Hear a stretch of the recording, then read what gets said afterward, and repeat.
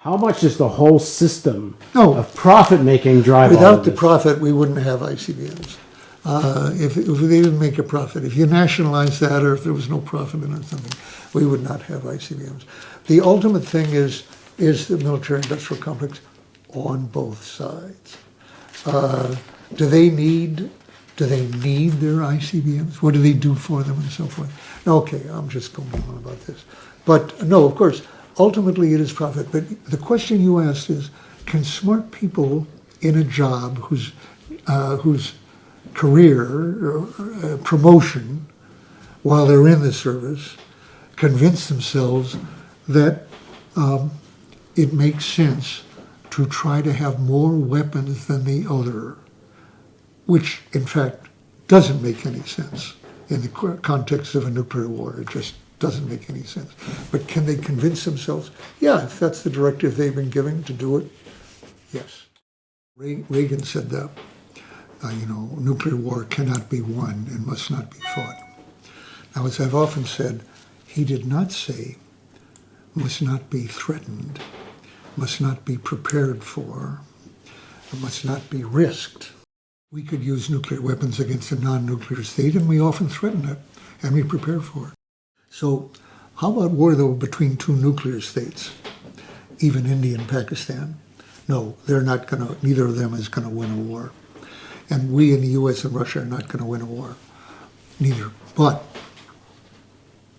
even the people who know that and don't pretend otherwise in the Pentagon do believe a fallacy. They believe that however bad it is to fight a nuclear war, however bad, it's better to go first than second. Now, I could conceivably think of a counterexample to that, but it's not practical. They believe, plausibly, very plausibly, they really do believe it, though it's wrong, that if you're about to be attacked, either within minutes or hours or weeks in terms of a limited conflict, it's going to escalate, and it's going to escalate to all-out war. I believe both sides believe better that we go first. Why is it better?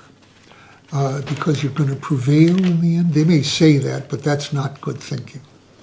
I mean, that really is Trump-like logic, let's say. They think, however bad the damage is in our society, it will be less if we go first. If we lose 50 million by going first, this is what they've often calculated. That will prevent us from losing 150 million if we went second.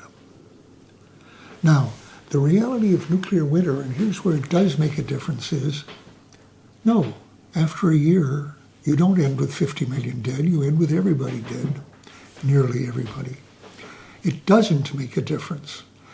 With nuclear winter, with the smoke enveloping the world and killing nearly everyone, then a year, within months, you might be able to tell which one went first.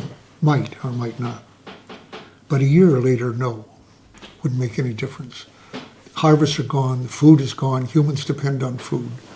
And nearly everyone dies except the people eating mollusks. But in terms of arms, our political economy is heavily committed, invested in production of these arms in general, and these particular corporations. As I may have told you before, I have come to think just in the last year that the Cold War was to a very large extent a marketing scheme for massive annual subsidies to the aerospace industry. I'm an optimist. I think we have a chance to get through this. And I continue. I will. Look, when 4 compartments flooded on the Titanic, there was no chance it was going to stay afloat. It was going to go down.